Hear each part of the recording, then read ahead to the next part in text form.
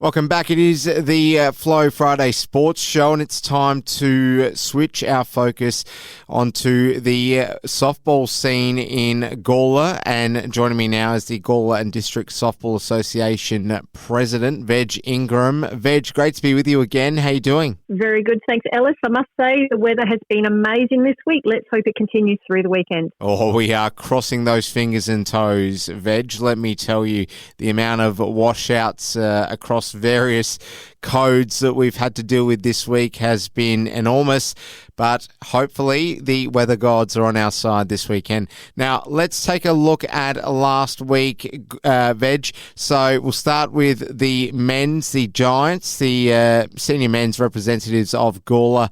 How did they get on? Because we know they've been struggling. Did they get their first win? Unfortunately, they did not. They lost against Tigers last week. Tigers are a very strong team and they have a very strong pitcher-catcher combination. So unfortunately, the men didn't get across the line.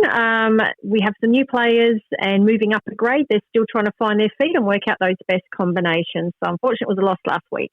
All right. Well, the good thing about last weekend was that we didn't really get too many games washed out. So we'll go through the running order from last weekend. Tell us about the under-14s, Veg. What went on there? Yeah, so the under-14s, we did get two games in. So at 9:30, we had Trinity College Red playing Trinity College Yellow. This was a very even contest with some great defence on both sides, which made it a very low-scoring game. So the final score was 3-1. So Tani Lapworth and Josephine Vergara from their respective teams in the pitching circle did a great job. Trinity Yellow winning on this occasion, but as I said, it was a very close game, 3-1. That was a good one. In the other under-14 game, we had Giants versus Kangas. So batting first, Kangas scored 3 runs, but Giants came back to score 6 runs with Jet, Donahue and Memphis Jones scoring home runs. Kangas scored another couple of runs to Giants 7. Final score, Giants 13, Kangas 5. So that was a good game. There we have it. All right, update us on the under-17s action from the weekend, Veg. Yes, we had one under-17 game, Giants versus Kangas. This was an extremely exciting game to watch. It was as close all the way through. It could have really gone either way. Alana Gum was a standout batter for Kangas. She did a great job in the batter's box. The Kangas were 2 runs up going into the last innings, and then Giants came back and scored 2 more runs to tie the game 11-all. That was an excellent game to watch. There we go. All right, let's move along and talk about Div 2, the senior side of things. We had one game cancelled, unfortunately, but tell us what happened in the other game, Veg. Yeah, so the 2 o'clock games went ahead.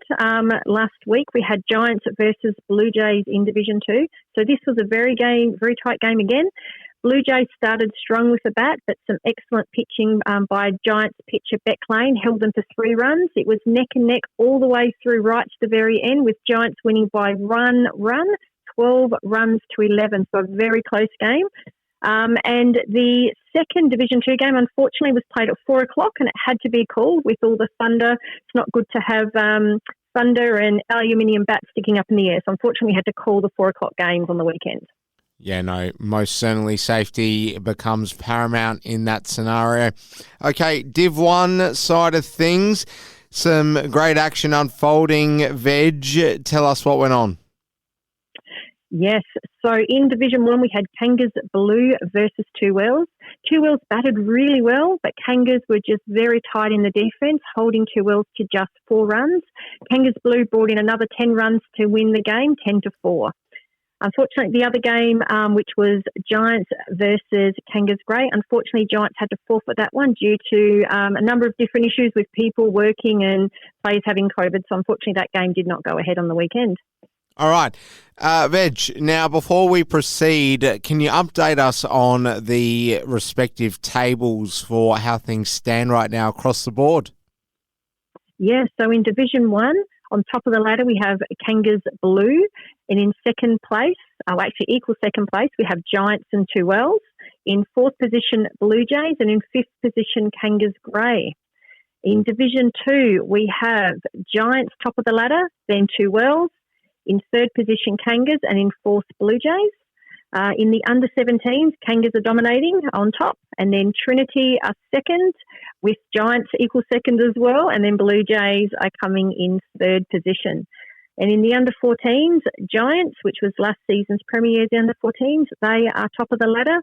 In second position, Trinity College Yellow. In third, Kangas. And in fourth, Trinity College Red. So it's really very early days, and I can definitely see some of those names switching around throughout the season. So it'll be really good to keep an eye on that premiership table throughout the season to see how things are tracking. Awesome. Thank you for bringing us those updates, Veg. Let's switch to looking ahead to this weekend. We'll start off with tonight's game in the senior men's. So the Giants, who are they up against, and can they win their first game in your view?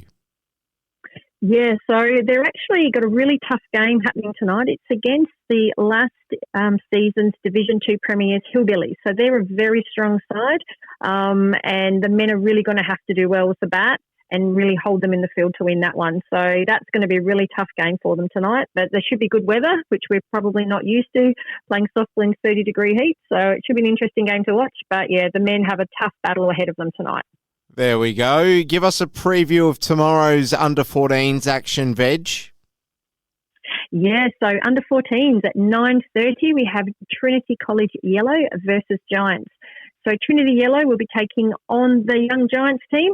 Giants have probably got a bit of the edge, I think, coming into this game, but Trinity are improving every week. So you never know. Never underestimate your opposition, specifically for juniors. The other under-14 team is Kangas versus Trinity College Red.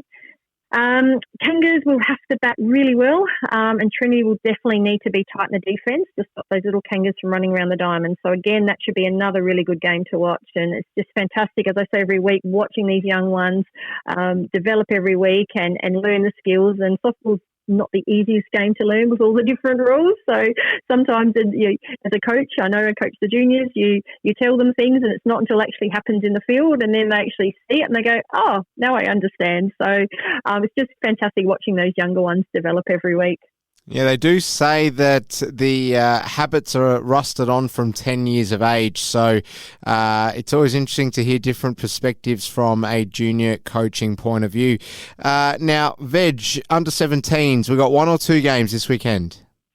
We've got one game this weekend, so at 11:30 we have Blue Jays versus Giants. So this one should be fairly evenly matched. So I can't call that one to see who will win, but that'll be a good game to watch. Giants have definitely got probably a little bit more experience with those younger players and have been playing together for a few years, whereas this is Blue Jays' first time with an under-17 team in a while. So they're still developing and working out the best combinations, but that'll be a good game to watch.